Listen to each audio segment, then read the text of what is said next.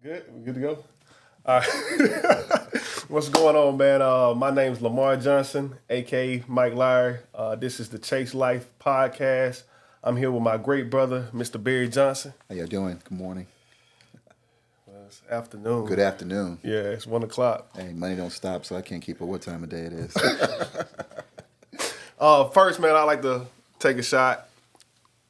Peace and prosperity. Absolutely. Try to get our little club Shay Shay on. This is gonna be that Cat Williams vibe. No secrets revealed. Yeah, no nah, secrets yeah, revealed. we ain't doing none of It's that a safe shit. zone. Right.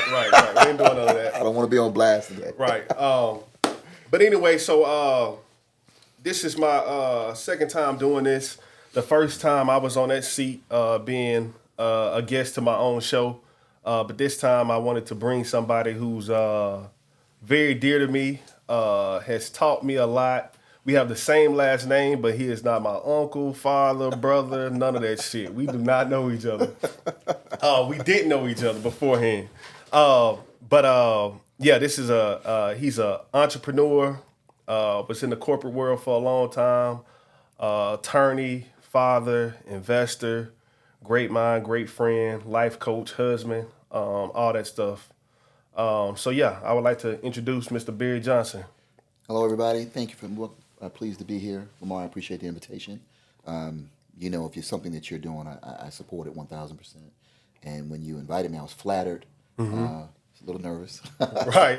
But I'm excited to be here, man. It's going to be fun. So, Right. thank you. Oh yeah, no doubt, man. So I wanted to do this because I feel like this man, he just has he has taught me a lot, specifically in the world of real estate. And I think once we dove into the world of real estate, like that just took us down a lot of avenues, no pun intended. But I want to tell the story of how we met. So I was working a night job and doing real estate at the same time. I was doing my night job, and I was doing real estate in the daytime. That was the only way I was going to be able to do real estate, was to get a night job. And so anybody called me in the daytime, I was go do real estate. And I came across an opportunity with one of our partners, a guy that we used to work with, and they gave me an opportunity to get into the world of wholesaling. And our first meeting, I remember like it was yesterday. I think we had a meeting July 22nd, and I'm texting them like the day before, like, hey yo, we good? Like, when we starting this process, like I'm just ready to get started. Because, I was working a night job and I was doing really good in real estate, but it was too much. So, and I wanted to be real estate full time, and I felt like this position would help me become full time in real estate. So the first day I got there, we was chopping it up with the team and whatnot, and Barry, he wasn't there. So I think maybe about 30 minutes, an hour into the meeting, we about to get ready to leave, and like Barry, he come in there, jogging pants on, hoodie. Just ripping and running. And so he really didn't have time to talk to me. So the first thing he told me, he said, hey man, how you doing? He asked my name and everything, and he looked me dead in my eyes. And I tell this story to everybody. He was like, we gonna make a lot of fucking money. And like me being where I came from, working a night job, and just always tired, stressful, and all this type of stuff, like it was just like, oh shit, like he looked me in my eyes and told me we finna make a lot of fucking money. And I don't even know if he believed it, but he told that to me. And as a kid who was just looking for something, I believed it. And so, fast forward 3 to 5 years later, like the return on investment has superseded what he said. And so like that, I just love telling that story because somebody confidently looked me in my eye and was like, yo, we finna take this shit to the top. And that's what essentially happened. So yeah, Mr. Barry Johnson. I appreciate it. Just to put a little bit of context on that, it wasn't that the opportunity was so great that I knew we would make a lot of money. It's that the potential that I saw in Lamar was so great that I knew we would make a lot of money.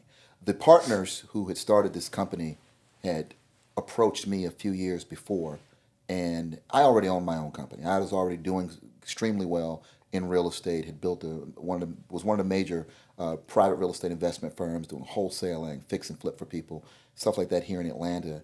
And they wanted to start, and so I started meeting with those partners, and I told them what they needed to have the success story to get to where they wanted to go.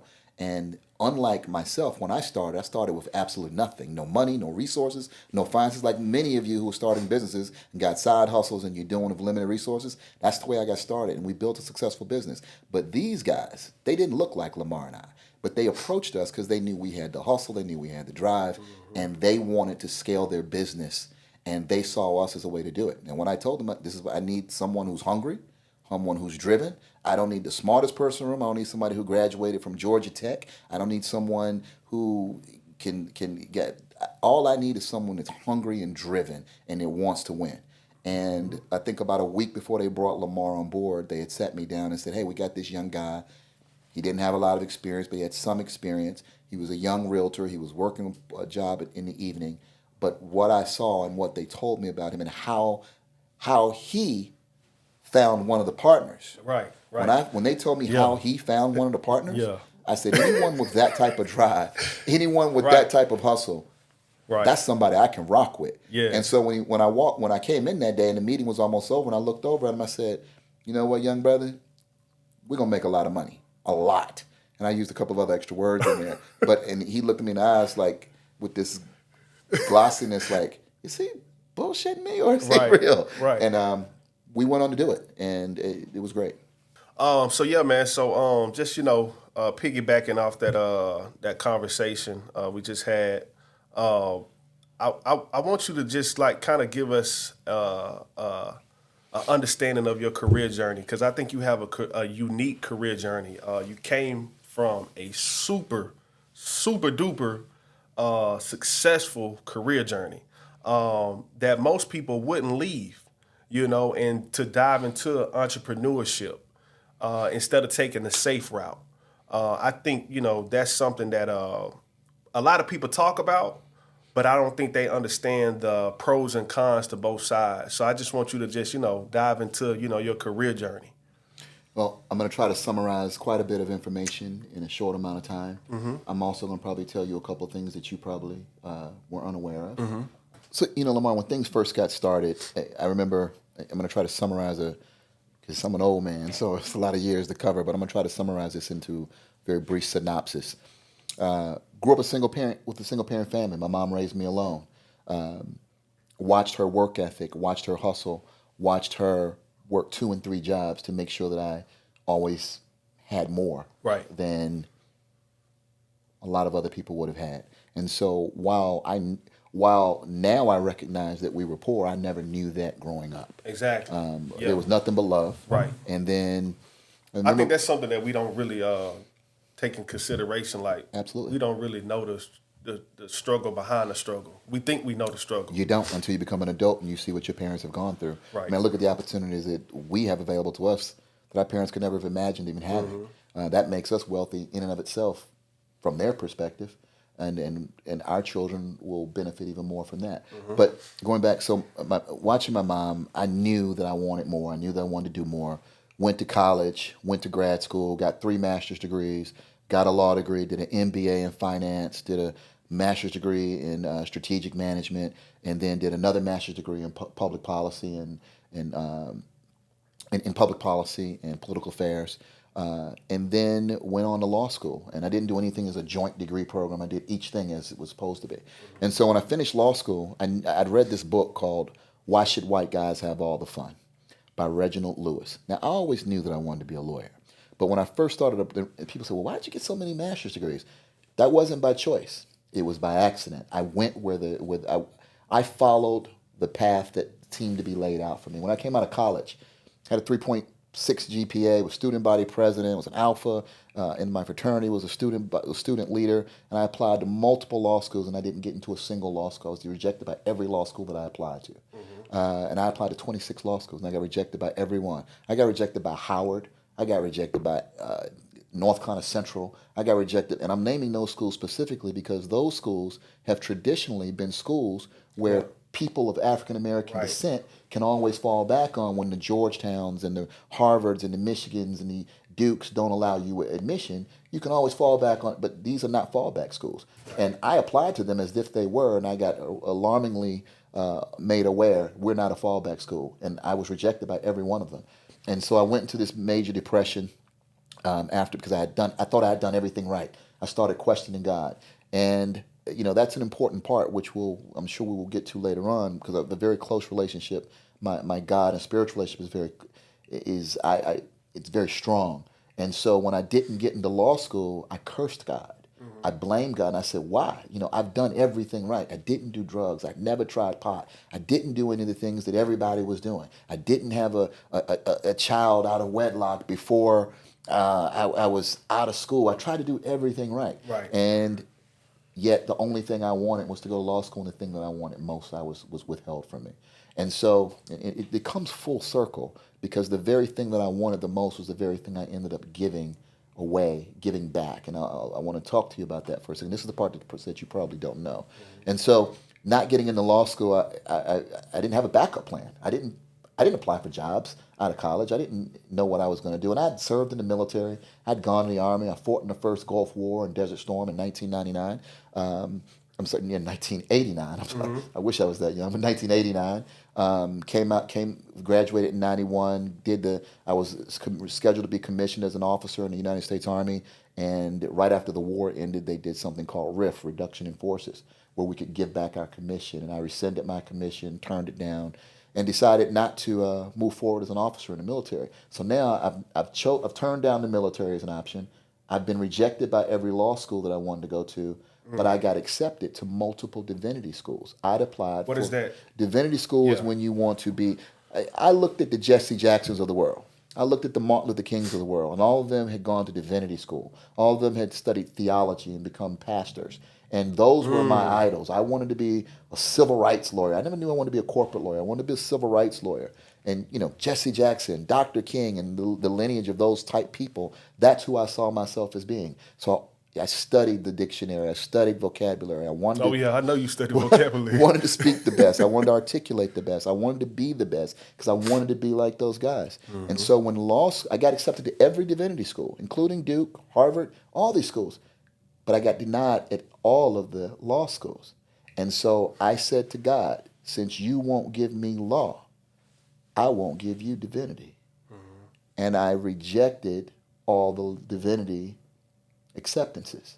And so now I went into a coma, a physical coma, a medical coma. And this was 2 weeks after graduation from college.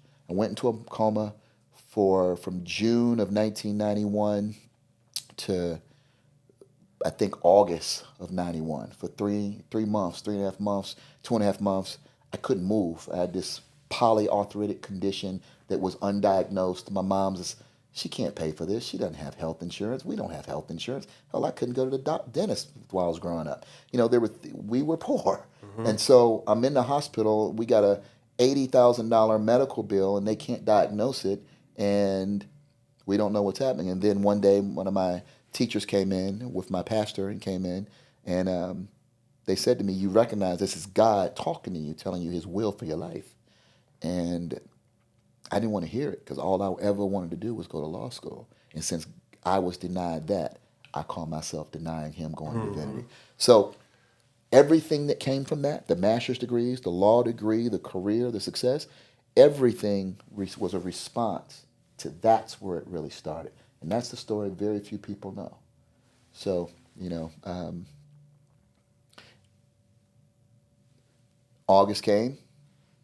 We had this seance in my room, because the doctors didn't think I was going to make it through the night.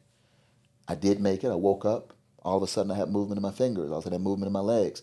Then I went through physical therapy so I could learn to walk again. Within a week or two, I was walking again. And this arthritis, this polyarthritic condition that had paralyzed me for 2.5 months, was just lifted. It was like God said, okay, it's enough. Take it off of him. He's got the message. And all I did for that 2.5 months was pray and ask him to relieve the pain. But I was still angry. And so it's too late to go to grad school. It's school starting in a week. It's too late to get a job. there are none out there. I'm applying, but there's no opportunities in 1991, right after a war ended, for an African American black man with a college degree. There just weren't a lot of opportunities. And so went to North Carolina Central, went and talked to the dean. He saw my grades, leaned on one of this lawyer named Larry Little at Winston-Salem State University, called one of the deans at North Carolina Central and said, do me a favor, give him a chance. He let me in to his master's program at North Carolina Central University. It was a 2-year program. I finished it in a little under 2 years, about a year and a half. Did a fellowship program. They paid for my way to go through, with the exception of living expenses. And then from there, moved to D.C., moved to Washington, D.C., started working for the federal government, found out they had this college, this tuition reimbursement program that if I went to school while I was working for the federal government, they would pay for it. So I'm like, well, hell, I'm going to take full advantage of that. So I went to 2 schools. You know, we know how to turn stuff over. You going to pay for it? Right. So I went to American University and George Washington University. Did a master's in business and finance at American, and did a master's degree in strategic management at GW at George Washington University. So now I'm in 2 graduate programs simultaneously while working full-time for the federal government. I sold cruise missiles to, I had a top secret security clearance, sold cruise missiles. I was on the warfare division for the Naval Air Systems Command, they call it NAVAIR. Can you talk about this? Now we can, because now we know that Iraq has weapons of mass destruction. Right. Well, I know they did because we sold them to them. Right, But right, no right. one knew that then. Right. This is during the George Bush era, and so we sold these weapons, and I was one of the people selling directly F-16s, F-A-18s, cruise missiles, all these things to foreign governments like Afghanistan, like Iraq, like Iran, and from there, but I was in grad school because I was just there to get the degrees. I wasn't there to get the experience, but the experience came. And so what I did is I went to work at 6 a.m. and would get off at 3. I'd jump on the metro. We call it the metro in Atlanta. We jump on the metro. I think they call it the MARTA here. I'd jump on the metro in D.C. and shoot over the Foggy Bottom to George Washington University, and I'd be there from 4 o'clock till about 7 o'clock every evening, and then I'd jump on the metro again and shoot over to American University to do my business degree, my MBA, from 7:30 to 10:30, and I did this every day for 2 years. Once I got the MBA, and then I said, okay, now I'm going to reapply to law school. I finally got in, and I didn't care where I got in. I said the first school that bets on me, that's the school I'm going to go to. So I got admitted by every school that I applied to, but the first one that accepted me was Maryland. So I went to Maryland, graduated in the top of the class, was the second person in the history of the school as an African American to be on the law review. For anybody who's ever practiced law or gone to law school, the highest honor in law school, there's 2 highest honors. One is called Order of the Coif, and one is called Law Review. I didn't make Order of the Coif, but I did make Law Review, and I was the only 2 black men in the history of University of Maryland that made it. Thurgood Marshall School of Law. And so I graduated and had a stellar career as a corporate. Thurgood Marshall, that's the judge, Supreme Court justice who did so much for our people. black guy, right? Yes. Yeah. So that's the story, man. That's how we got to law school, and then after law school, went to work for the 10th largest law firm in the world. Became a corporate attorney. I worked directly for Vernon Jordan at a firm called Aiken Gump, Strauss Hauer and Feld. Vernon Jordan, who was best friends with the president of the United States at that time, which was Bill Clinton. Vernon was my mentor. I worked directly with Vernon. I worked in their corporate department. I did mergers and acquisitions, corporate finance, venture capital. And explain that. So- What does it mean to be a corporate attorney? Like, just give us a little bit of that, because I don't know shit you talking about. Well, I mentioned earlier that one of the things that was the biggest inspiration for me is a book that I read called Why Should White Guys Have All the Fun? It was written by a guy named Reginald E. Lewis. Reginald Lewis is an African-American man from Baltimore who grew up poor as you can possibly imagine. Went to school in Richmond College, then went to Harvard Law School. He never applied to Harvard. In the history of Harvard University, he's the only person, black, white, any race, he was the only person to ever be admitted to Harvard Law without filling out an application. If you go to Harvard now, there's a building named after him called the Reginald E. Lewis Building. That's how much money he gave back to Harvard. I say that because when I read that book, Why should white guys have all the fun? I read that when I was finishing up my MBA in finance, and I hadn't gotten admitted to law school yet. Remember, I wanted to be a civil rights lawyer. I wanted to be Jesse Jackson. I wanted to be Dr. King. Right. But once I read that book, it changed my life. I wanted to be Reginald Lewis. And what Reginald Lewis did is Reginald Lewis, when he came out of Harvard, he went to work for a big New York law firm, and he started doing mergers and acquisitions in corporate finance. Yeah. I didn't know what it was either, Lamar. Yeah. I'm just like you.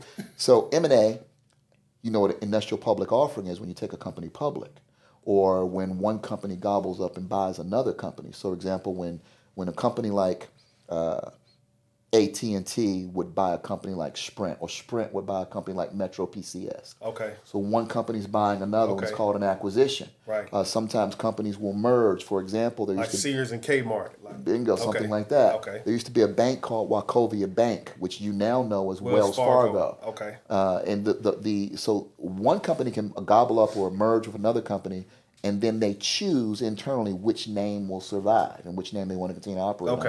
under. Okay. And there's reasons why they choose that. So that's mergers and acquisitions. Corporate finance is how you fund those deals. When you hear when you hear Elon Musk is buying Twitter for $3 billion, he's not writing a check for $3 billion. It's not how he's acquiring it. It's a structure of finance, corporate finance measures done from investment bankers who are selling paper on the street. Right. And I don't want to make this an IPO class, but I'll say this. Shit, Initial but- public offering. Initial means first. So that's what IPO stands for. Initial Public offering. But check this out. Here's what's weird about IPOs. The initial public offering is not the initial public offering. It's the initial second offering. And that's what they don't tell you. Because the first is from It's from the the issuing company, meaning the company that's being acquired or being taken public. It goes first to the people who are already wealthy. right. All the investment banks. Right. They're buying it up. And guess whose money they have? The wealthy people's money. Right. They're buying up that stock. That's the initial public offering. Yeah. And then from there, they offer it to us at the IPO. You get the crumbs. Which can still make you wealthy. And I guess that kind of explains like why you see some prices shares start off at $1, and then you see some shit start off at $50, is because it's already the economy and the capital markets are already they're already set, man. Right. They're already set. You got to get in where you. Because I always wonder that, and this is new information. Because I always wonder, how do you set a IPO price? And basically, you saying like they've already it's predetermined before you get to it. Right. By investment bankers. Right. And so when you say, well, Barry, what does that mean you did corporate finance? That's what I did. So to do mergers and acquisitions or corporate finance, I would sit across the table from investment bankers, and we would go back and forth with I'm not sitting with the investment bankers. I'm sitting with the investment bankers' lawyers. Right. Because their goal as investment bankers is to sell the stock. Right. Our goal to represent the company is to make sure they're not falsely selling it under false pretenses. And so it's a constant battle for weeks and weeks and weeks until we get a document that we can all agree on, that we can file with the Securities and Exchange Commission to take the company public, so that the community is safe and people can make their money. Right. So that's how I got here, man. Right. That was my background. Well, I guess, hearing all of that, what made you leave all of that and transition into, entrepreneurship? I told you that I cursed God. I told you that all I wanted to go to law. It was so much in me of how bad I want. It's almost like an athlete that wants to go pro, and they blow out a knee or they blow out, and they have no plan B. Right, no plan B at all. And this is what they know. This is what they've trained for their whole life. Mm-hmm. That's how I felt, like an athlete with nowhere to go, nothing to do, utter failure. Despite all the trophies that you got for fastest person in the city, all the plaques you got, means absolutely nothing at that particular moment. All the people who are rooting for you when you win in high school games and junior high school games and college games are nowhere to be found when the knee gets blown out, when your pro career is no longer there. Mm-hmm. That's how I felt at that particular moment. And so I just went to practice. I left the big firms.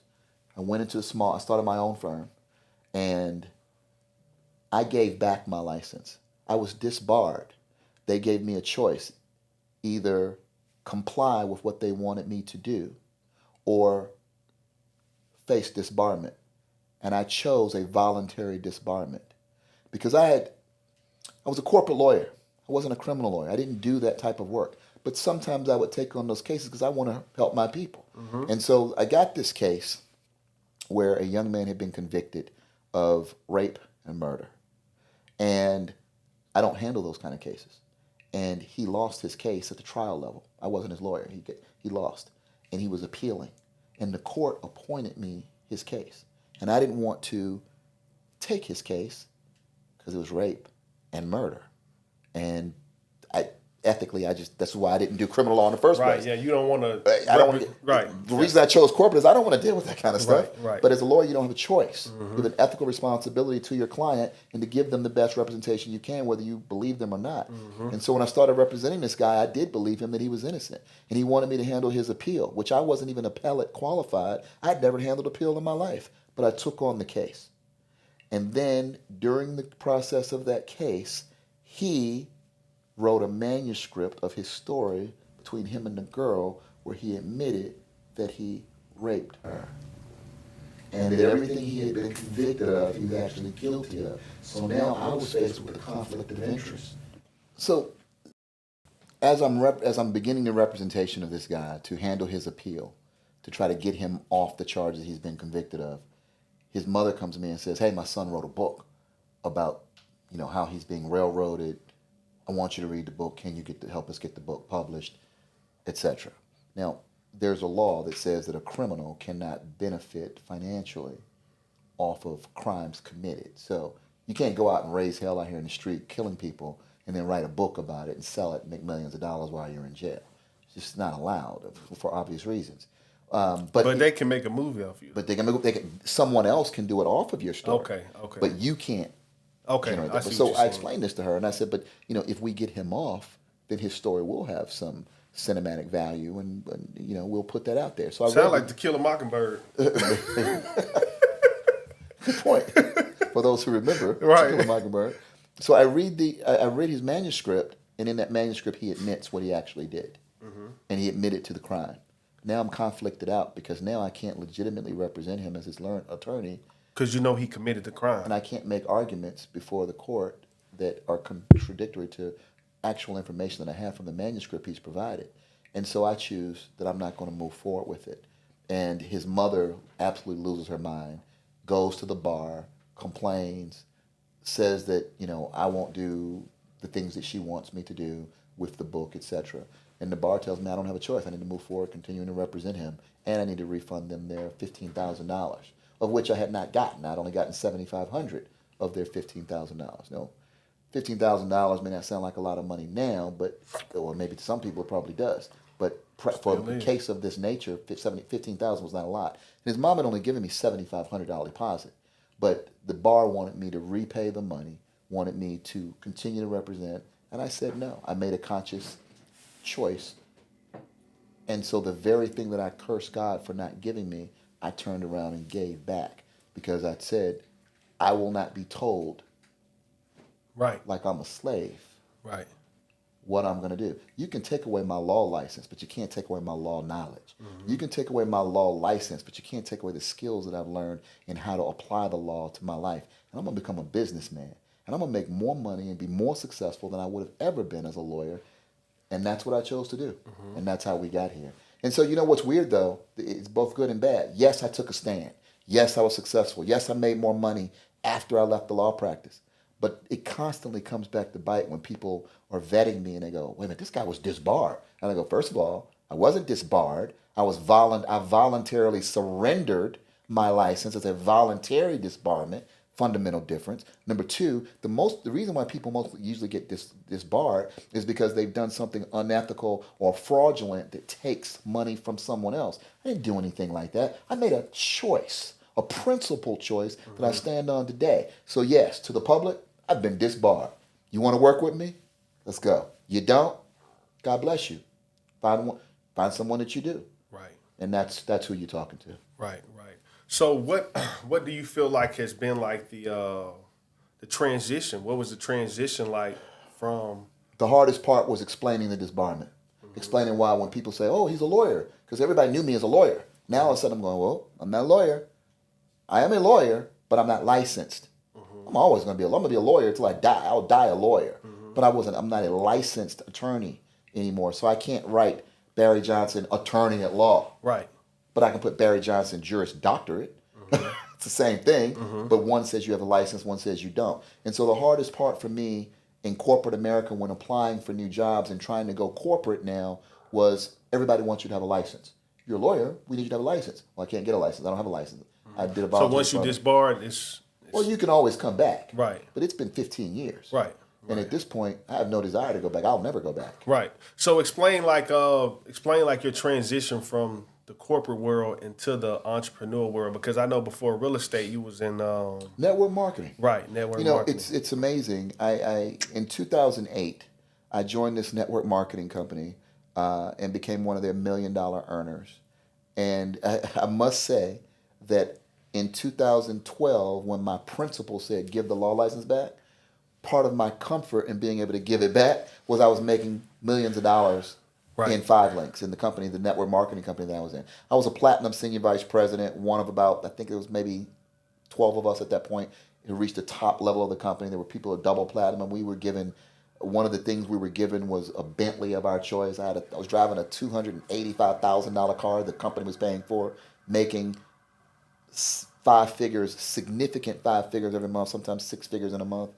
You know, when you're making $1 million a year off a network marketing company and all you're doing is training and coaching and mentoring people how to be successful in the business, it's much easier to say to the bar, "You can take this license back because Right. I don't need you." Right. And that's where I was. Right. So when you say network marketing, I think a lot of us maybe associate those with pyramid schemes. So, you know, I haven't had this conversation since I was in network marketing. A pyramid, so one of the things that we would train our people on, and when we were in network marketing, one of the things we would train on is when people use the word pyramid scheme, everything in life is a pyramid scheme. The Yeah. government is a pyramid scheme. Yeah. Education is a pyramid scheme. Yeah. Corporate America is a pyramid scheme. If you're a real estate agent, Yeah, it's a pyramid it's a pyramid scheme. scheme. Yeah. Because you got a broker, Yeah. you got Keller Williams or Remax or whoever your company is. Everybody Norman, get a piece off it. Everybody get a piece of what you do. Right. And they are the corporate entity. Right. And then they got a broker, then a managing broker, then this broker, and Right. then they got all these agents, and the agents are divided into teams. And you join a team, Right. and you got to give up part of your commission to the team. Until you meet your Until person. you- right cap when you That's a pyramid. right. You're right. There ain't no bigger scheme in pyramid than there is in real estate. No bigger pyramid scheme than there is in the government or education. You got a superintendent, you got a principal, you got a vice principal, you got the teachers. Go to the church. You got the pastor, you got the deacon board. Yeah, everybody you got the want a piece. Everybody has a say. So our corporate structure in America is a pyramid scheme. Now, what people really mean is Ponzi scheme, which is the fraudulent and illegal taking of people's money and recycling that money to repay other people. So it looks like people are making money Sound like contractors. when they that does sound like contractors when they really aren't. So it's not a pyramid scheme. Pyramid schemes are illegal because they're illegal, fraudulent activity. A network marketing model is one in which a real estate broker is the network marketing model. You use your network to build teams. You go out, you network, and you find a young age. You say, why don't you join our team? Right. They join your team, and then you train them and you teach them how to be Right. the best. And you give them the skills and you give them support. And when they're trying to close a deal, maybe they call you to help them close a deal. That's all network marketing is. Right. And we did network marketing, and we did it at the highest level, and we had tremendous success. So I am not a network marketer. I will never do Right. network marketing Right. again. But it was good for me when I was there. Right. I get approached all the time now about network marketing because people who know the business know that I've had success in it, and I say no every time. It's very lucrative. It can be very lucrative if you put in the work. Right. So when we talk about your career, we talk about what you did kind of after that. I know one time me and you had a story about how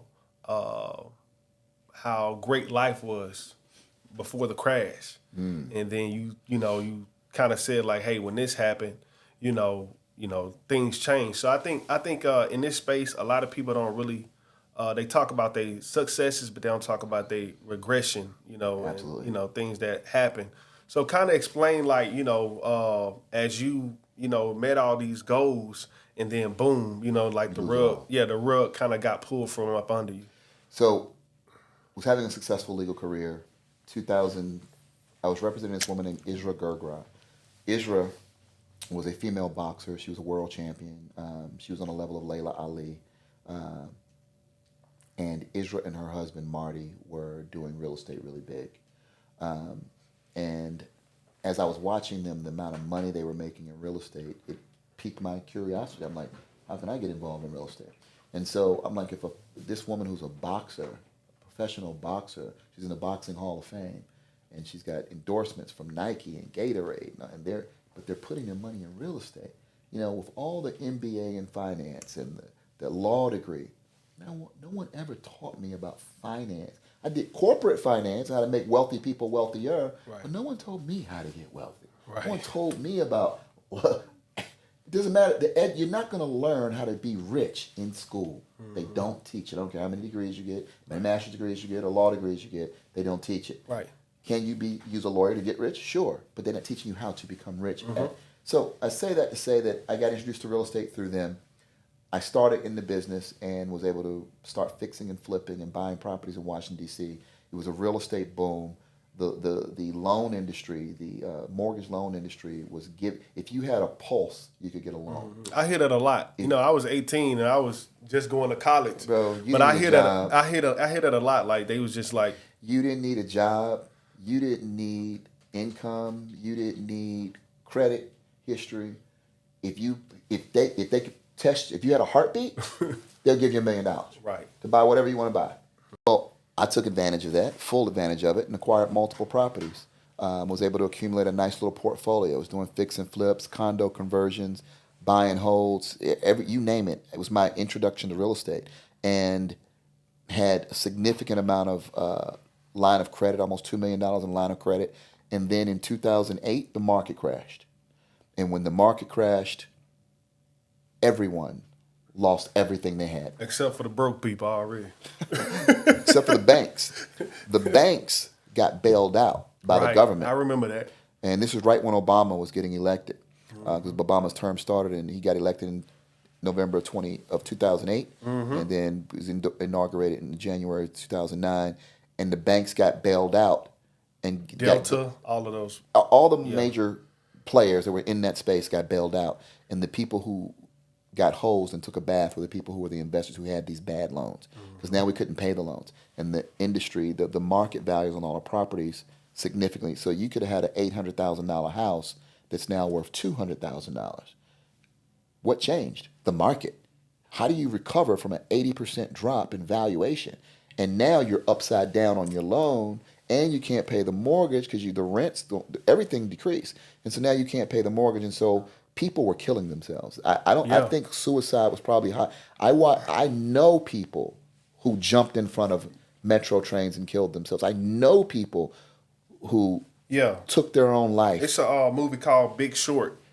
Big Short. It kind of explains truest movie ever. Yeah. I watched that movie. I remember watching that movie. It made me angry. It made me cry. It made me sad because it was nostalgic, because it was absolutely 1,000,000% true. Mm-hmm. And the only people who lost was the American public, taxpayer dollars, because we bailed out the banks. And the people who won were the banks. Right. And some people got richer. Much wealthier. Yeah. Much. Yeah.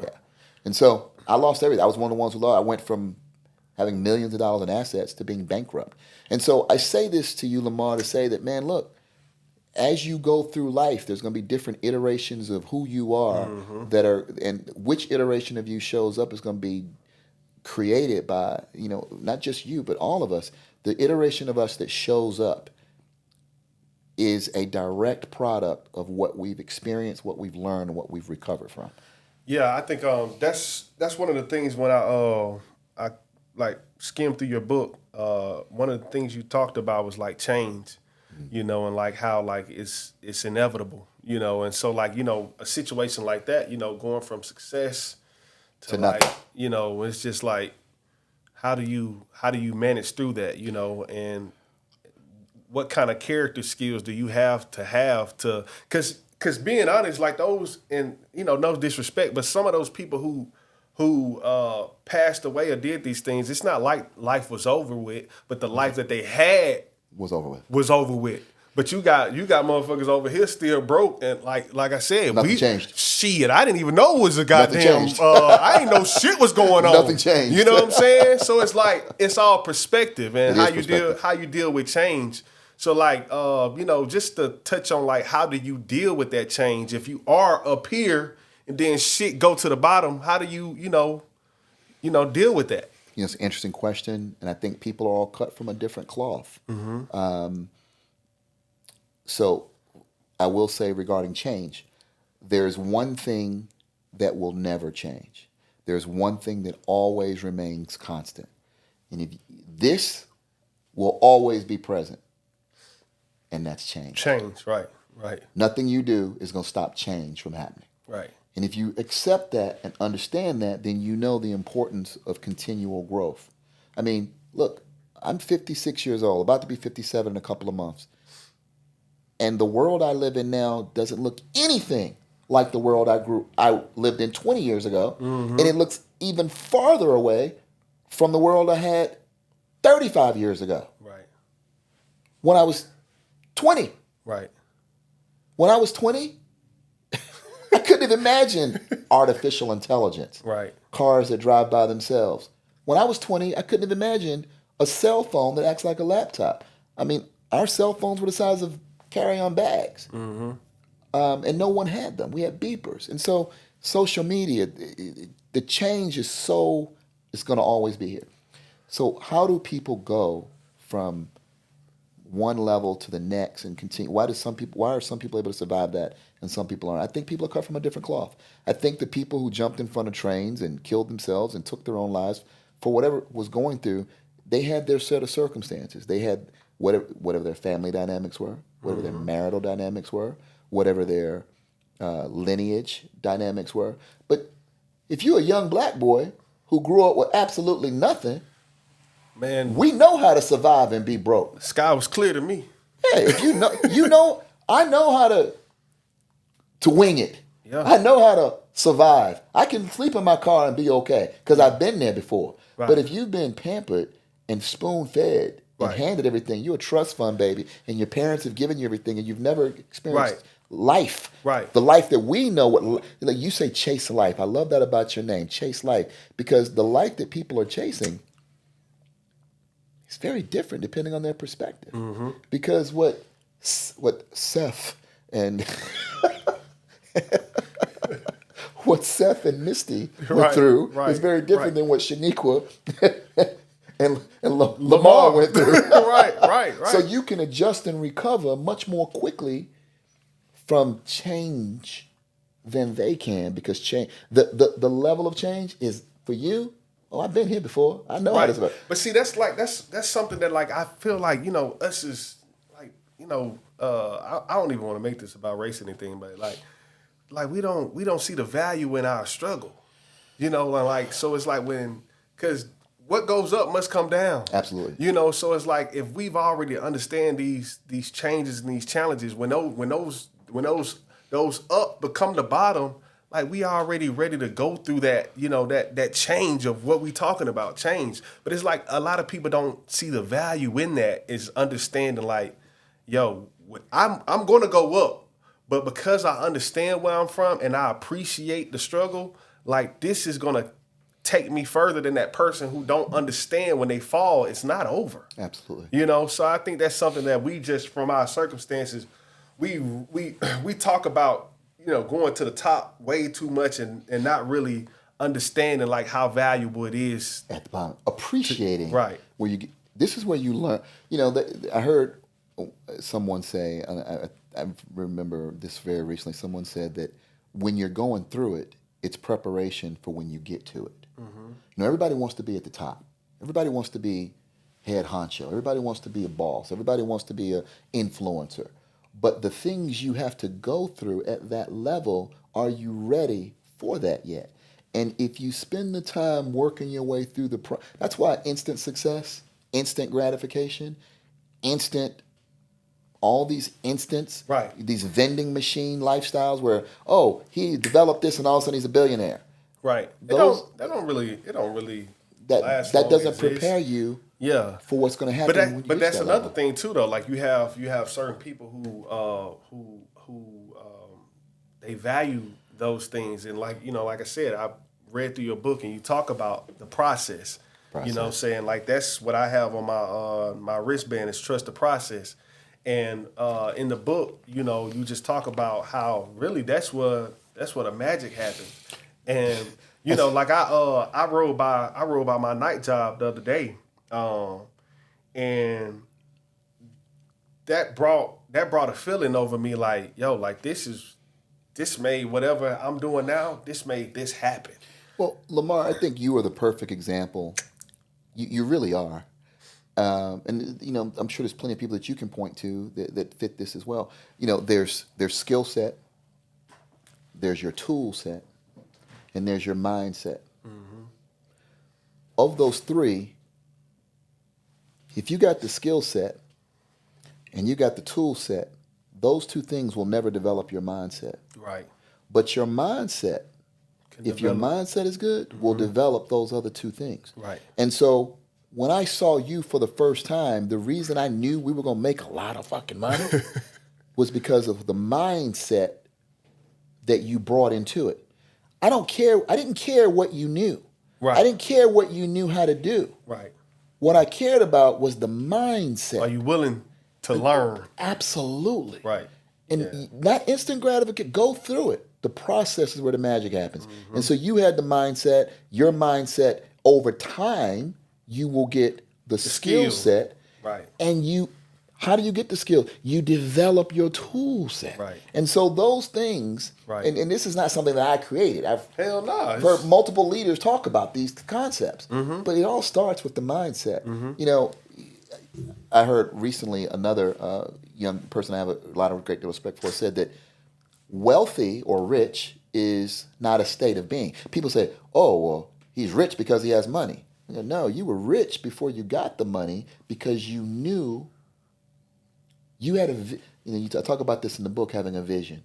Oh yeah. And knowing God gives us a vision of and you got to be able to visualize. And so God gives us a vision of where we're going. And in all of us, there's a dream. That dream is implanted in you through the seed that God has planted in you.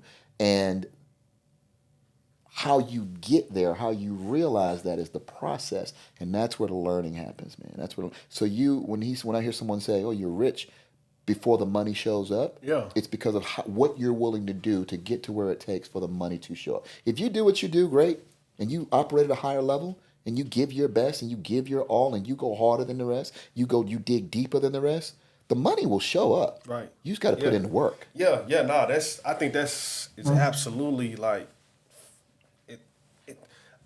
It's like it's really like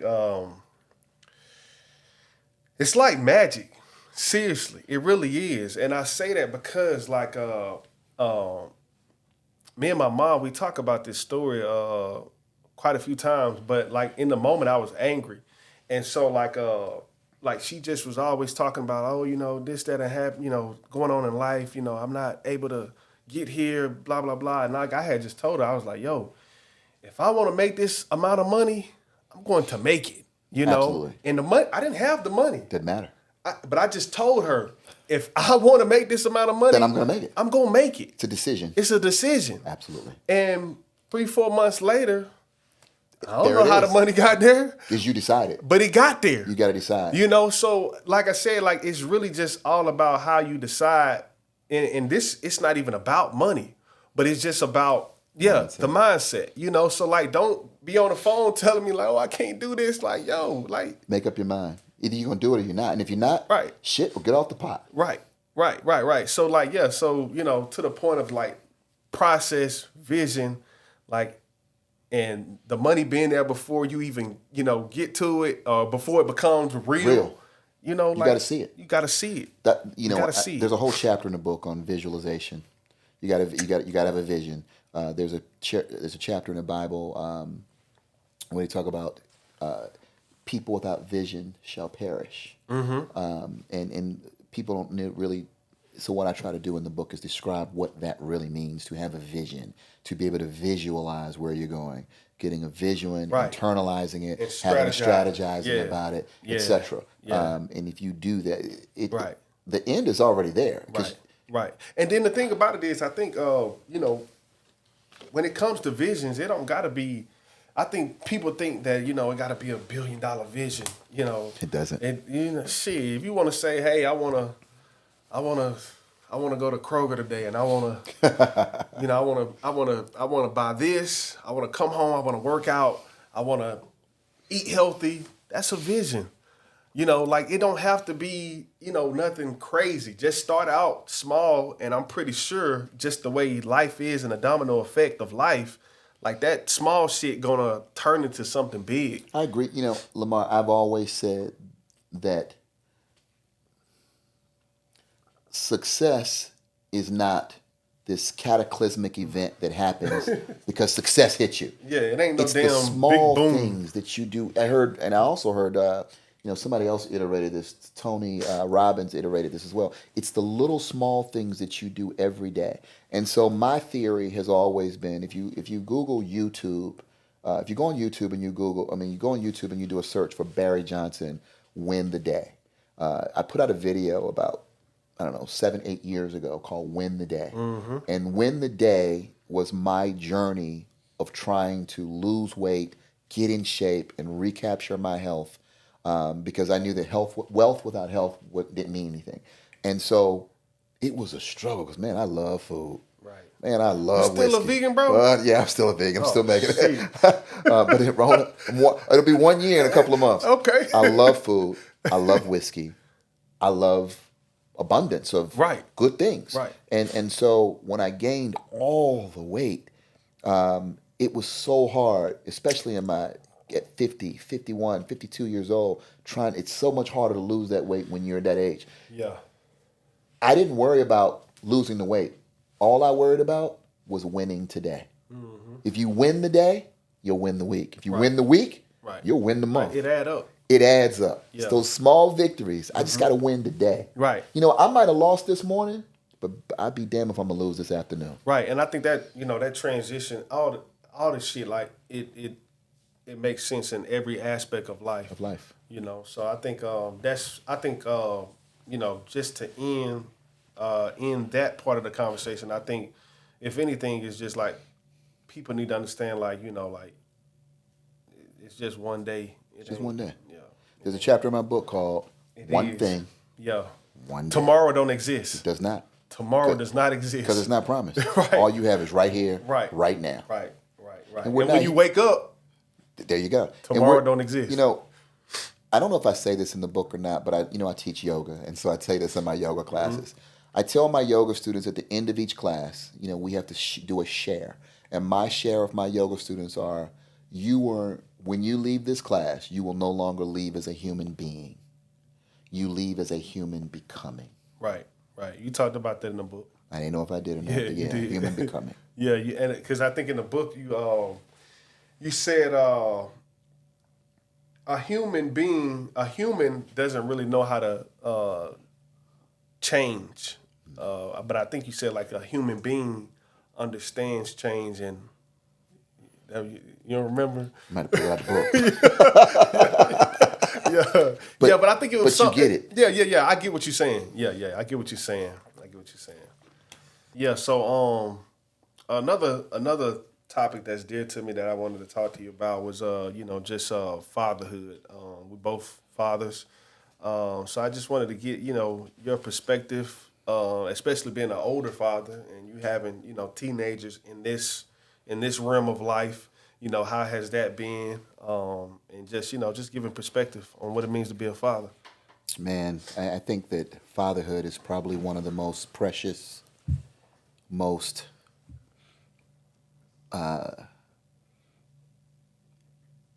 God-given rewards that a person can experience. I can't even describe what the feeling of fatherhood means to me when I look at my children, when they do good, when they don't do as well, when they're not living up to their expectations, when they're facing challenges, and trying to be that word of support and encouragement, and without feeling like I'm coddling as well as a man. There's been nothing more rewarding. And you know this. Every time I talk to you, every single time I talk to you, I say, "Where is Elijah?" Because one of the things I love is the answer is usually, "He right here." I love the relationship you have with your son. I love the fact that he gets to see you, hear you, witness you, experience you in all of your aspects. He doesn't get to see you just from 7 p.m. to 9 p.m. before he goes to bed for fatherhood. Right. When you come home from work after punching a clock, Right. he gets to see you when you're in real estate mode, Right. when you're in artist mode, when you in business mode, workout mode. He's seeing life and what a full life looks like, and he doesn't have to look past his front door to find it. He doesn't need to go on TikTok or Instagram to see what a healthy, spiritual, meaningful, grounded, resourceful, business oriented black man looks like. I love that. That's why I always ask, Right. "Where's Elijah?" And that's why I always smile when I hear him say something, because I'm watching. I'm getting the opportunity to experience vicariously through you what that fatherhood experience. Right. And at this stage, my son just turned 20 2 days ago, a couple days ago. I'm married, and my wife has two children from a previous marriage that she was in. Her son turned 22, my stepson. He turned 22 years old. She has a daughter from that previous marriage. She just turned 18 2 days ago. All of their birthdays, her children and my children, all born on the same day. Yeah. And so we had 18-year-old, 20-year-old, 22-year-old now as of January 31st. And then my daughter, who's 13, will be 14 this summer in June. And she lives with her mom here in Atlanta. But I have appreciated all the things that fatherhood has been to me. My son is my oldest, and he's, like I said, just turned 20. And I remember holding him for the first time back in 2004 when he came into this world. And I thought to myself, it's no longer about me. Everything I do from this point is about him. And it has been, although it may be for my livelihood, it may be for my career, it may be for, but it's always about security, safety, and the ability to leave something with him. I want to be the person that changes the trajectory and the direction and the storyline of my last name, of our last name. Right. Right.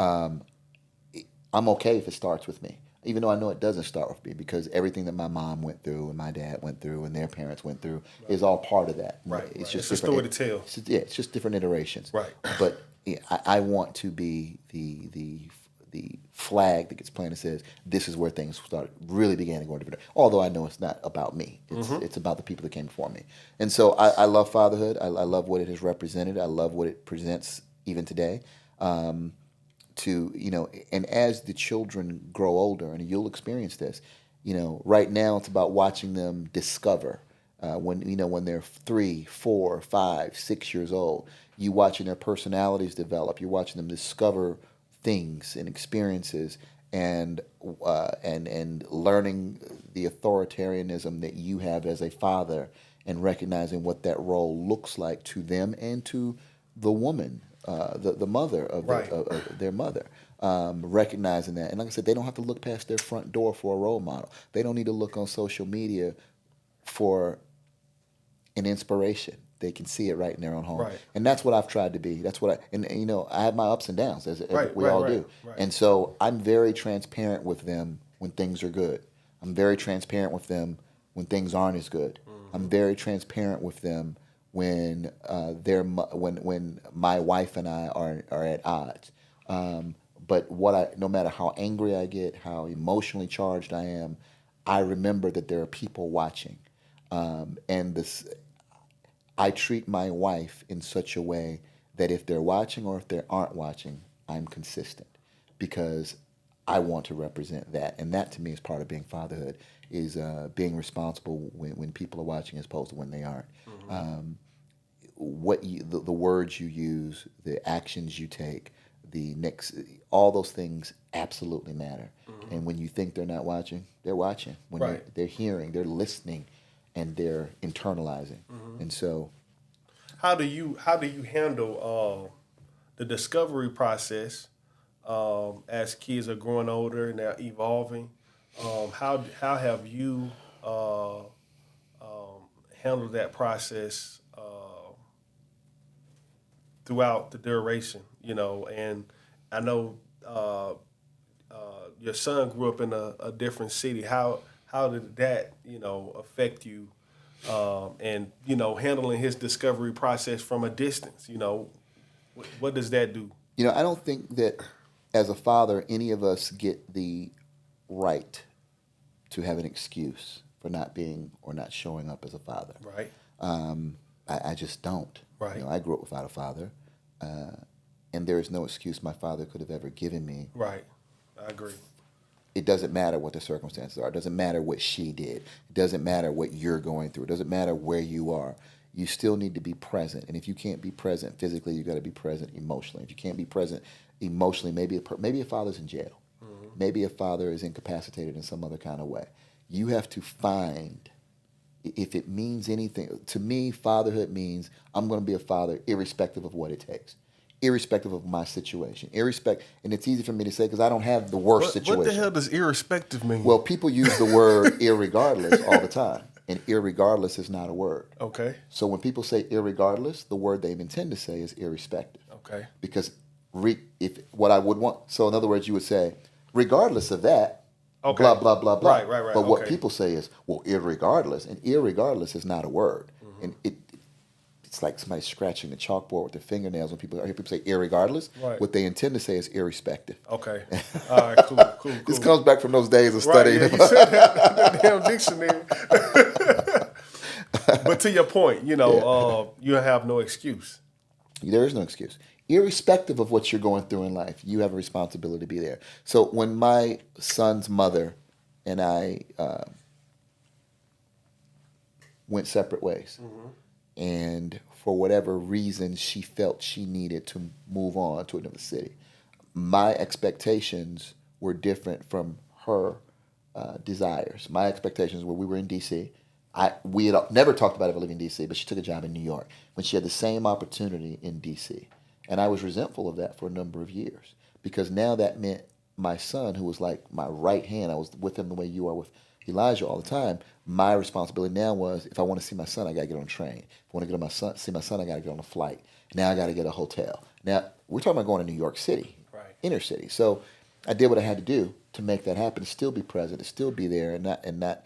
You can't miss birthdays. You can't miss graduations. You can't miss school plays. You can't miss hockey matches or swim meets or football games or little league stuff on the weekend or being at practice. You got to figure out a way to make it work. And in today's day and age, it's different. Different Yeah. because with social media and technology and cell phones and video chats and Zooms and Meets, you can be anywhere and transact business. Right. But 20 years ago, when that wasn't available, man, I can only imagine. It meant buying a ticket. Yeah, I can only imagine that. Yeah, so it's very different. But yeah, it's been challenging, but it's been rewarding. So how was the co-parenting process? How has that been? Depends on which person you're co-parenting with. Yeah. I think whoever the co-parent is means a lot because people, I'm not going to say women, I'm not going to say men. And let me say this, co-parenting and parenting, since you're married now with kids. Well, parenting with children that are not biologically yours and that are already in their teens when you come into their life is a whole other experience. Right. There's that, you're not my daddy. There's that, don't talk to my kids that way. Even when they're doing something that they shouldn't be, even if it's something that may better them. Like, I'm big on vocabulary. That's just one of my strengths and one of my flaws. We know. And so I'm big on subject-verb agreement. I'm big on how you speak because I think that how you speak, I grew up in an era where how you speak and how you present yourself is it can directly impact the direction or level of success you can reach. Right. I think that's less relevant now, but it's ingrained in me, so it's an important thing. And so when I hear, we ain't gonna do this, I'm like, we ain't gonna what? And then I'm told, leave them alone. Why are you always on them? That has been hard. But I just got to realize it's a sign of the times. Right.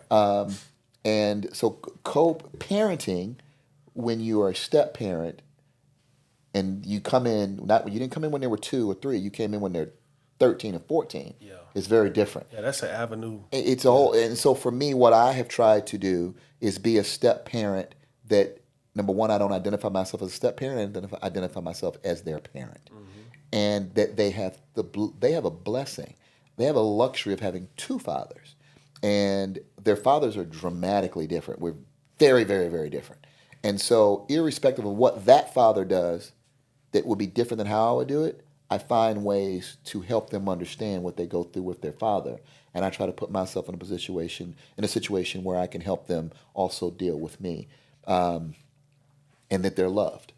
Now, with my son and my mother, I have my son's mother and I have my daughter's mother.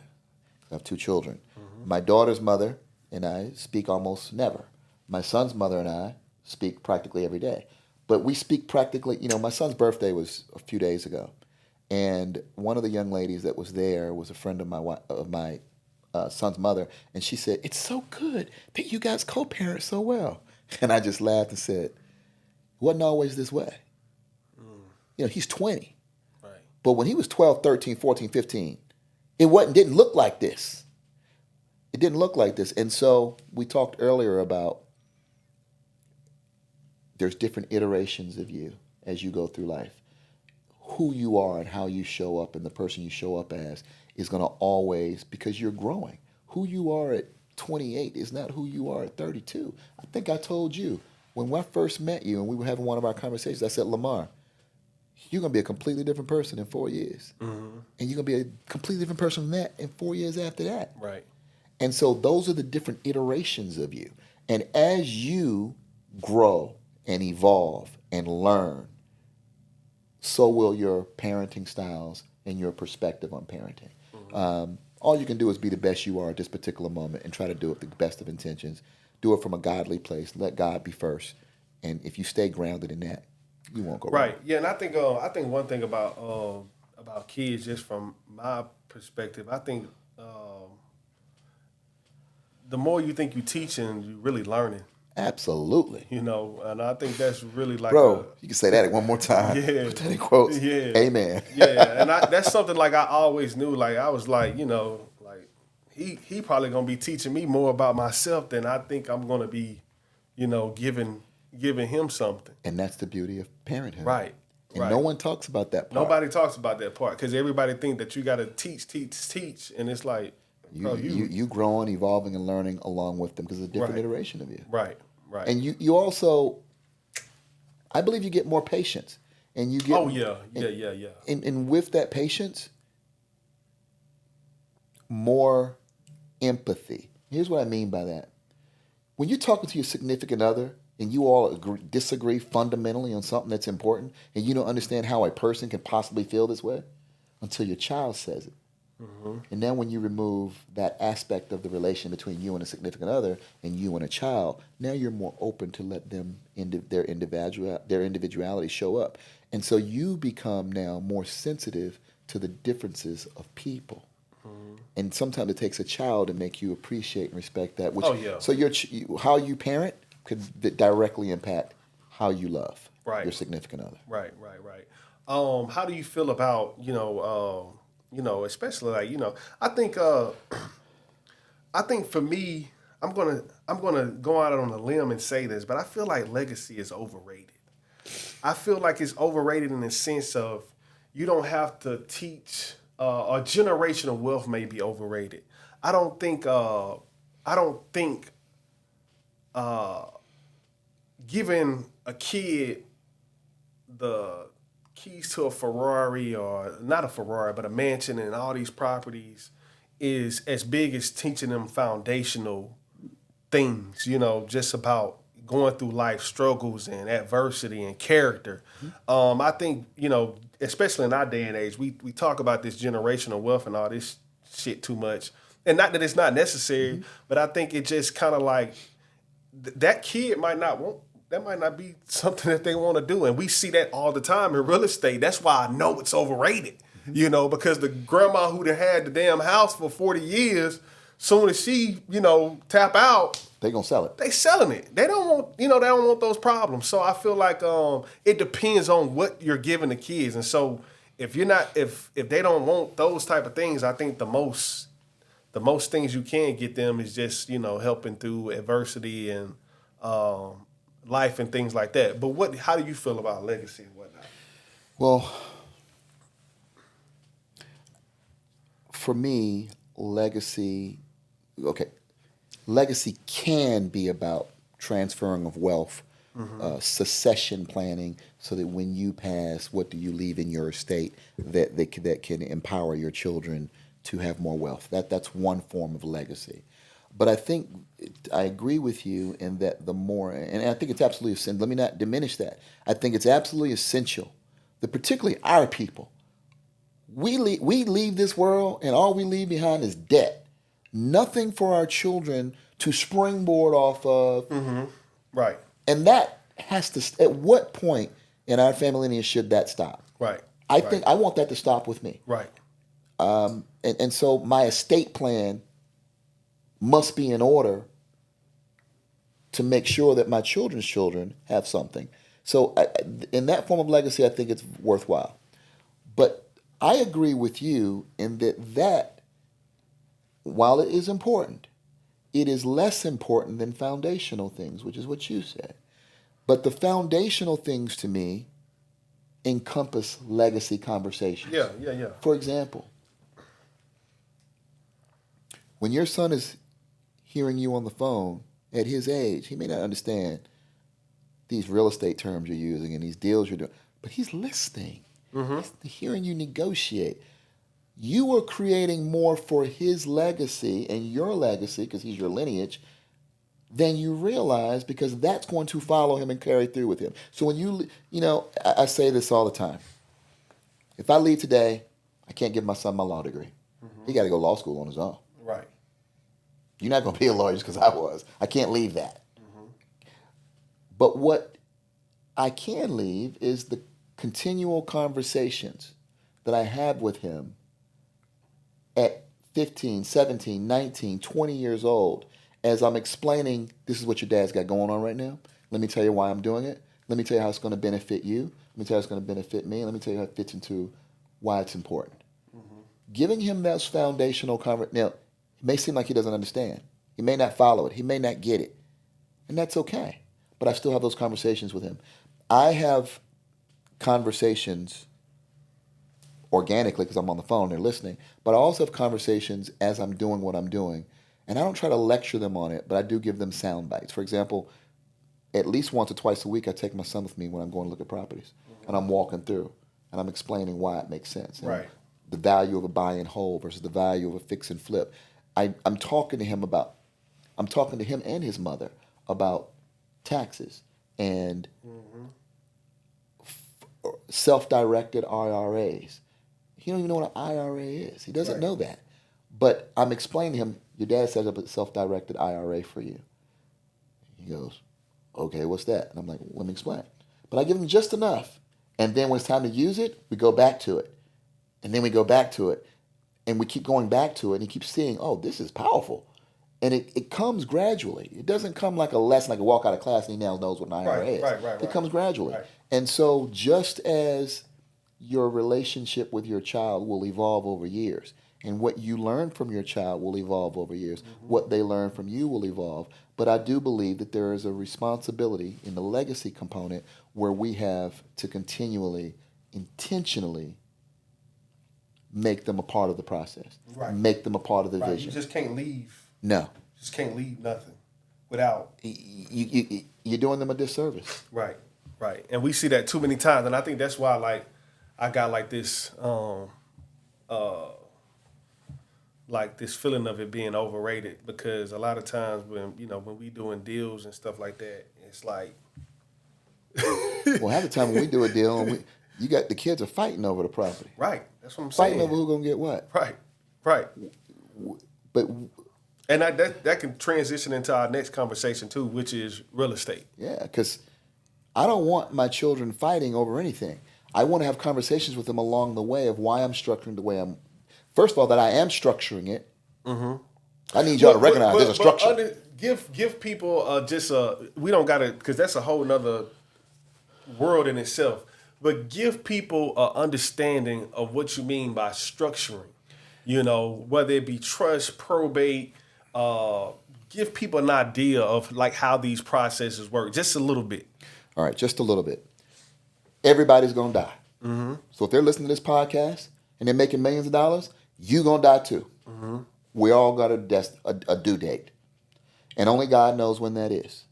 What you build in this lifetime, at some point, when you transition, you leave. If I own everything in this room, this sofa, this microphone, these clothes, jewelry, whatever, if I die when I walk out, that's still going to be here. What happens to that? If it has value, people are either fighting over it, arguing about it, going to court about it, and some man or woman wearing a black robe that doesn't probably look like me is going to decide how that gets dispersed. And here's the sad part though. If my family's in that situation, they're lucky because I left something. 99% of our families Right. are leaving nothing but debt. Right. They're leaving a house with tax liens. They're leaving stuff that are liabilities. They aren't assets. And so now nobody wants to take on that burden. They got their own burdens. So to me, when you talk about structure, I want to structure my situation, my finances, my assets, my liabilities, all the things. I want to structure them in a way that when I transition, because you're going to die, that I'm not leaving anything, any burdens, any due dates, any accounts payable on them. I'm only leaving accounts receivable for them where they are going to receive something based on my transition. And I want those things to be something that they can't squander or get rid of. I want them to be things that are performing assets as opposed to non-performing liabilities. I want them to be things that add value and money and wealth and value to their life instead of something that costs them and it's another burden to create more stress for them to have to try to maintain to keep. Right. And you do that through Estate planning, estate planning. succession planning. Estate planning, succession planning, it's all the same word. What will be the succeeding process after you leave? Or what is the plan for your estate? And so for me, every person, if you're listening to this podcast, the first thing you should have, every one of you, and most people think is, I got to have a will. Well, a will is great. A will is better than 75% of the people are going to die with. But a will means absolutely nothing because it still goes to a court to be put through probate. And so people don't understand probate. What probate is when you die, which you will, the court gets to decide who gets your stuff. If you have any stuff, if you have any things, the court gets to decide. That's probate. And a will must be probated. So, but my will told the court what I wanted. No, it doesn't work that way. Right. The judge still gets to look at your will, Right. decide if it's valid, Right. decide if it was made under proper Right. pretenses, decide if you were of the right mind and sound and mental capacity when you gave these things away. And is it fair? Is it equitable? Is it legal? I don't want anybody making decisions on what I've spent a lifetime building. So when you do an estate plan, you take the court's power away, and the power only rests in you. And that's called a revocable living trust. Some people like the word revocable. Revocable, revocable, pick your same word. So the key to avoiding probate is for people, particularly in this generation where people are grinding, they've got side hustles, they're content creators, they're Uber Eats drivers, DoorDash. Everybody's got their main W-2 job. They've got their side hustle, and then they got their side business. And all these things are, and particularly as they're younger now, people more and more teenagers are getting into the entrepreneurial realm, in the young 20, people coming out of college, people who are not going to college, going the entrepreneur route. And these people who are pursuing these entrepreneurial routes, whether it's W-2 or entrepreneur, everyone should have a revocable living trust. For the same energy that it takes to create a will, you can create a revocable living trust. And what that does is take away the court's power Right. to decide how And your assets. basically, you have your attorney. Draft your trust. Right. Right. And people say, well, how much does a trust cost? It depends on how many assets you have. If you're in the millions of dollars of assets, if you've got $10 million in assets, a trust may cost you $5,000. Right. So. And drill that down. Right. If you are making $80,000 a year on your side hustle and $50,000 a year on your job, a trust, and you don't own a home and you don't have children, a trust may cost you $1,200. Right. Right. Gotcha. I guess so.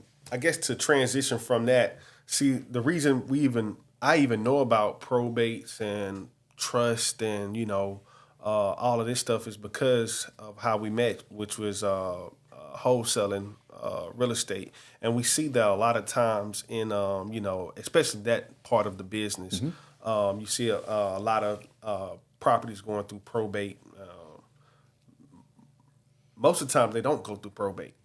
And I think that's kind of like if we're gonna really get into this conversation of real estate, a lot of times we don't even know how to handle those processes. When stuff happens, such and such passed away, now the property in probate, and that's where we made a lot of money, in handling those type of things. And I think that's a key part of real estate is, to the guys that we used to work with, and I'm pretty sure you helped come up with some of these philosophies. A lot of the profit is in the problem, and so I think in wholesaling particularly, if you figure out problems, you can make a lot of money. And that's where we made a bulk of our money in, Problem solving. Yeah, problem solving. It's not even about the numbers, it's just about figuring out what this person needs help with and how soon they need to move and stuff like that. So yeah, just speak to, just the idea of that, private investment world. Well, I think you're absolutely right. If a person is aspiring to be a real estate investor, a wholesaler, or whatever place they choose to operate from, you will find that your value is determined by your ability to solve problems. And so the more skilled you become, mindset, skill set, and toolkit, if you have a skill set and then a toolkit that will facilitate your ability to solve people's problems, you have a skill set and a tool set that will earn you a significant amount of income. As you lack those skills, if you don't know how to navigate through a probate process, and you don't know who to call, and you don't know what guidance you should be giving the home seller or the decedent, the descendant of the person who's passed away, if you don't know how to direct them or guide them, and you're the first person, the person who has first access has the greatest advantage of locking up on the contract. Right. And so if you're that first person, God bless you, you've been blessed. But now you don't have a clue what to tell them. Oh man, shame on you because you're not ready. And so how do you bridge between your hustle that got you the deal and your inexperience that makes you lose the deal? And so that's where your ability to problem solve comes in handy. And if you don't know, that's fine. Have people and resources around you, a team of people, a support system, whether it be legal counsel, real estate counsel, whatever it is that can help you figure out that problem solving. Problem solving is the key to earning money in any industry. Right. So I think a lot of the stuff that I see on the internet, what people tell people, I think it's a lot of fluff. I got into it because of the fluff, as far as HGTV, I used to watch that a lot when I was younger. But I noticed that it's harder than a 9 to 5. For sure. Entrepreneurship is harder than a 9 to 5. Yeah, I think it's definitely way harder than a 9 to 5 until you catch stride, and you break out. But the thing about the breakout is like when you break out, you got to be ready for the fall. You got to be ready because that shit gonna change, and it's like the system is watching you make all the money. It's watching you do everything, and then they're like, Switch up on you. yeah, y'all Pivot. yeah, y'all niggas don't need this, you know. And so like in real estate, like I see that a lot. So, just how do you feel about all of that? You know, do you think real estate is as prominent as we make it in our community? Do you think it should be a main source of income? How do your ups and downs? How do you feel about real estate? And I know the answer, but I think it needs to be understood that like this ain't that. You raise an interesting point about the impact that social media and HGTV and the media has made to exposing people to the opportunities in real estate. And those are entertainment. Social media can be a form of entertainment, can be a form of education, but a lot of times the education is not true education because it's just sound bites. And they may say, you know, I see these influencers or soon to be influencers who will come on and make some bold statement about blah, blah, blah, blah, real estate. And it piques people's interest and gets them engaged and makes them click the button to download the link or whatever it is. Right. It's a funnel. And that is, it's in that point, I don't see that as informative. I see that as advertising. It's meant to create, it's meant to trigger a reaction, and it gets the reaction Right. or it doesn't. Then you've got those social media components that are spewing these things in sound bites without giving you context around it. And so you get someone who doesn't understand it, doesn't fully get all the pieces to it, and they run out and try to pursue what they heard on social media, and they run into a brick wall because they didn't get all the information at that time. So that's the negative side of social media and television on real estate. The positive side is that it's opening people's eyes to additional opportunities. I And agree. so I agree with that. for what it's worth, I think that people have to take some ownership and some responsibility for their naivety and their gullibleness to not recognize social media as what it is and television as what it is, entertainment, sales, advertising. It's meant to create a funnel to drive you to take a certain action. But what it can also do is instead of getting you to push the button to buy now and download the link and sign up for my class, what it can do is say, maybe I should look into this more, and you take a deeper dive. And social media also allows the opportunity to take a deeper dive for free, because anything you want to learn, you can learn on YouTube. You want to learn how to wholesale? Go to YouTube. You want to do fix and flips? Go to YouTube. Now, that doesn't mean what you're learning is correct. Right. You're still getting sound bites. You're still getting pieces of it. But the more a person takes responsibility for their gullibleness or their naivete and says, you know what, I'm going to take my time and see what I can learn.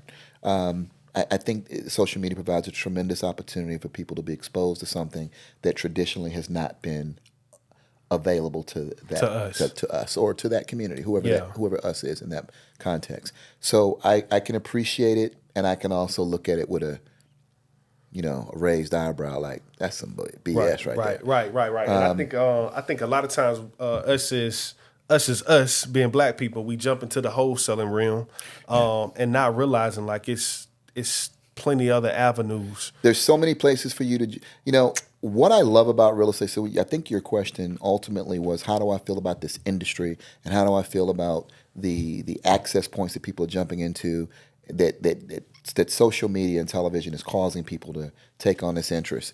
And I think that there are multiple places you can land. You can start by being a realtor. Mm-hmm. You can start by being a bird dog. You can start by being a wholesaler. Mm-hmm. You can start by being a fix and flipper. You can start by house hacking. You can start by Airbnb. You can start with syndication. Whatever you want to do. Hard money lenders. There's a course. There's a mentor. There's a track. But each of them have their pros and cons. Each of them have their life cycle and journey. And that's I'm glad you said that, the life cycle, because I think that's something too. You got to understand, in this real estate world, you got to be able to transition to different. You gotta pivot. Yeah, you got to be the fix and flipper. You got to be the wholesaler. You got to be the realtor. You got to be the hard money lender. Sometimes you got to be the one that's fixing the house. Like, you have to be able to just transition. You can't Absolutely. just say, hey, this is what I'm doing. And I think that's a lot of times, that's where you and I, like we kind of like we started in the wholesaling, and then like we just found a niche, and I think that's important. That's what I want to get to is finding your niche in this business. And when you find that niche, you can find many niches, and then when one niche is not good, you're able to get to another niche. And I think you don't have to go to in real estate. You got 7 vehicles. They talk about the 7 streams of income.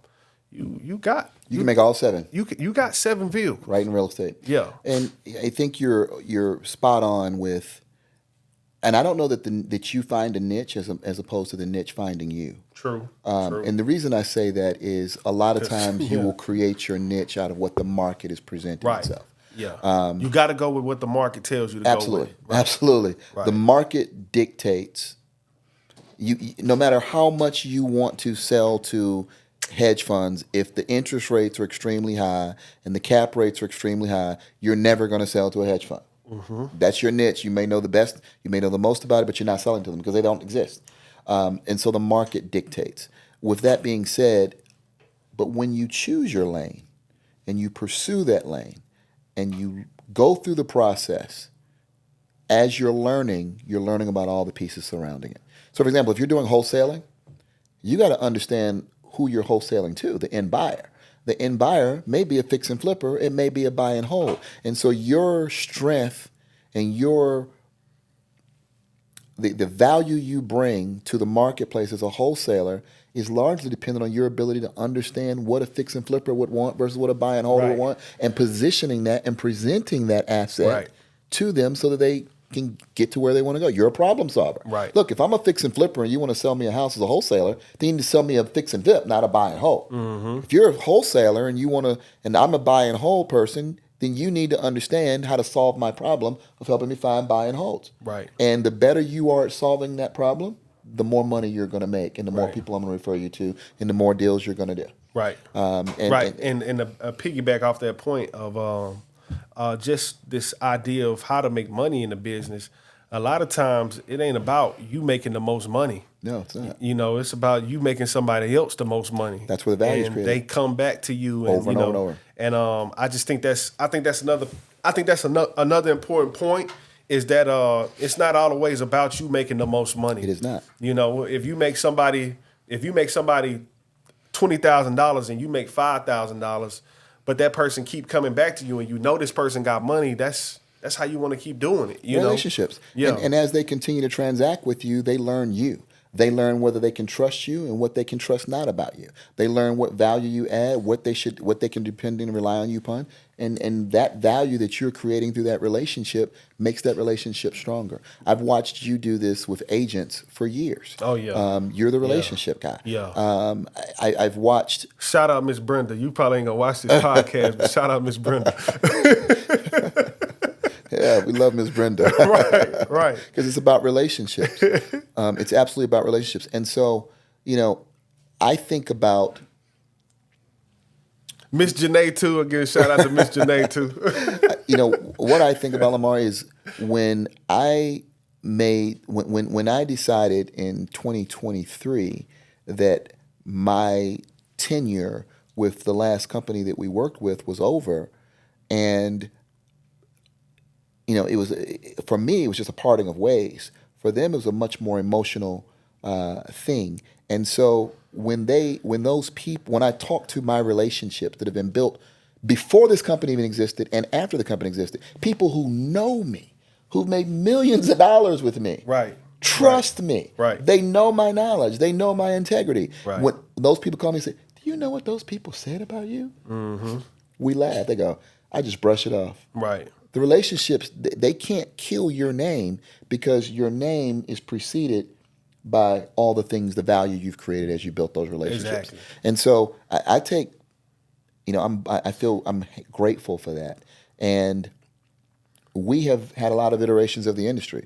We've been the source of deals for fix and flippers. We've done 120 deals. Probably a little bit more. We ain't gonna put a number on it, but we done over 120 deals in less than 5 years. So that's what he talking about, those different iterations. Right. We've sold to fix and flippers. We've sold to buy and hold. We've sold to the institutional funds. We've sold to the mom and pops. We've bought and sold ourselves. Right, We've fixed and flipped. Right. We've Did retail deals together? retail, Right. wholesale, Right. out of state, Right. in state. Right. There's no probate. The list goes on and on and on and on. Foreclosure, whatever it is, we've seen it, we've done it, we've experienced it, we've profited from it, and we've made other people a lot of money. And that didn't come from choosing a niche. It came from Just recognizing the market and Right. repositioning ourselves to capitalize on that. And I think with any business, because there's a lot of side people who have side hustles, you have to respond to the marketplace. If you are, listen, if you're running, if you're playing football, basketball, whatever the sport may happen to be, you have to be responsive to the circumstances that you're facing. Look at the score, look at who you're playing, and play accordingly. Right. It's just playing the heart and hand you're dealt. Right. And Right. playing right. it the best you can. Right. Yeah. No, I definitely agree with that. I think it just kind of all ties into everything. Real estate ties into life, sports. Everything kind of just ties in together. Of like you said, recognizing the market, recognize what you have to do moving forward. What I love most about real estate, Lamar, is I don't know of any industry. I don't know of another industry that you can jump into and make the type of money that you can with as little barriers to entry. True. Yeah. Yeah. Want to make 100,000?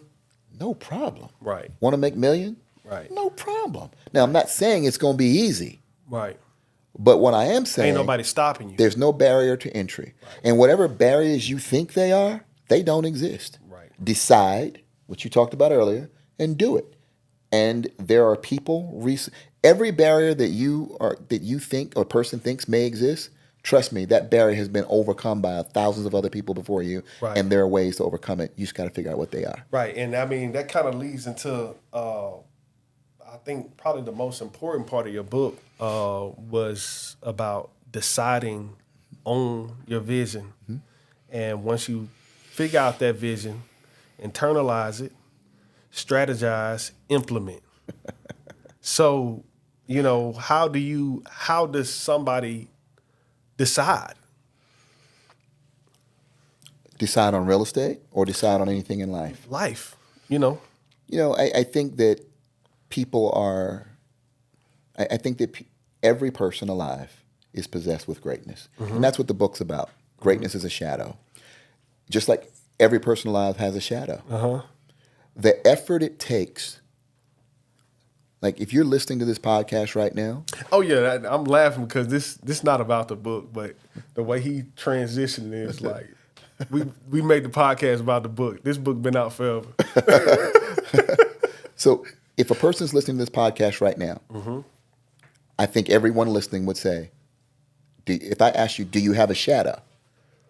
Every person would say, duh, yeah. We all have a shadow. Great. But as you're sitting here listening to this podcast right now, this very second, do you see your shadow? Mm-hmm. Probably not, because you're not looking for it. And what this book, in the same way success is, or greatness is a shadow, is because just like everyone possesses a shadow, everyone possesses greatness. And the level of effort it takes for you right now as you're listening to turn and look around and figure out, like, I don't see my shadow right now. It's not over here. It's not over here. I don't see it. But well, damn, where's my shadow? But I know it's here. Right. I just have to figure out what the level of effort it takes to find it. Now, maybe if I stand up so the lights are behind me and I'm facing the direction, I'll see it. What level of effort did that take? A little bit extra. Every bit of extra, the same extra effort it takes to find your shadow is the same extra effort it takes to find your greatness. And it's in everything you do. Everything you do it at the highest level. Everything you do it with greatness in mind. If it's, and do it with intention. So I remember when I was still practicing law and my son was young, I was so freaking busy. And I used to hate coming home because I would be so tired. And talked about that in the book too. I started to say, you know what? When I get home today, I'm turning off the phone. When I get home today, I'm going to intentionally spend some time playing, laughing, joking with my son. So I say that to say that it takes intentionality to get out of the norm of day to day to day monotony of what we do. It's what we do. It's what our lifestyle is. My wife goes upstairs and I go downstairs and she watches, and then we go to bed. No. If you want to become closer to your significant other, be intentional about going upstairs and starting a conversation. Right. If you want to become closer to your children, be intentional about sitting down at the dinner table and making it on time to have that conversation with them. If you want to be intentional about being a better child to an aging parent, a mother, father, grandparent, whatever, be intentional about making the call and say, hey, Mom, just calling to check on you. Right. Do you need anything? Right. Can I come by? Go sit and watch TV for 45 minutes. How will that impact her life as opposed to the detriment that it has to your life? Right. And I think that intentionality breeds that greatness. So greatness is a shadow because everyone has a shadow, just like everyone has greatness. And the level it takes to find your greatness the level it takes to find your shadow is the same level of extra effort it takes to find your greatness.